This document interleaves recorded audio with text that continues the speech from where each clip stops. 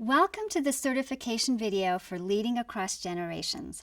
I'm Janita Jess-Ramsing Anderson. I've been with Franklin Covey for 16 years and have served in many different roles. Currently, I'm working with the education team as a foundation partner. I'm speaking to Hayden Shaw, who has spent over 20 years with Franklin Covey and is the subject expert, researcher, and developer of our Leading Across Generations course. Hayden is also the author of the new course companion book, Sticking Points: How to Get 4 Generations Working Together in the 12 Places They Come Apart. Hayden, thank you for joining us today. Very glad to be here. You know, there is a lot of excitement for this updated course and the enhanced materials. I know these updates will help facilitators teach more effectively and help participants learn the content better. In addition, the frequently asked questions section will make a big difference for facilitators. This first video covers tips for facilitating the first major section in the course, Introduction and Logistics and Leading Across Generations Setup. Let's dive into the material and let our facilitators know what is new and different. First of all, Hayden, what are the most important things that facilitators need to know as they teach the first section? This one's an easy section to teach, so there aren't many tricky parts to it. A couple things facilitators you ought to pay attention to is just timing.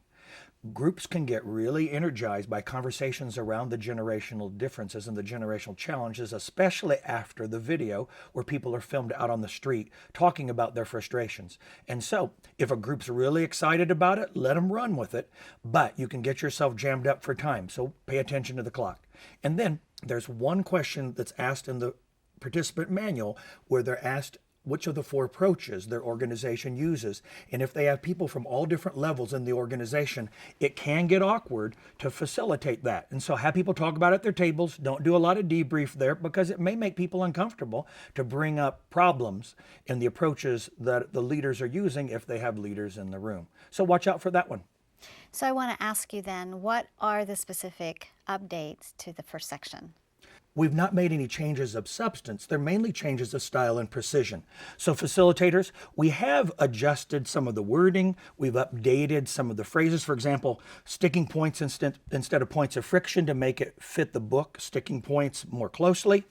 And then we've added in some notes throughout. We've taken things we've learned from facilitators who've taught the content and we've added it into notes in italics so you can easily see updates and adjustments to the content and find new ideas for how to get your way out of situations that come up, or better yet, anticipate and be more effective in some things that have brought questions or caught facilitators off guard.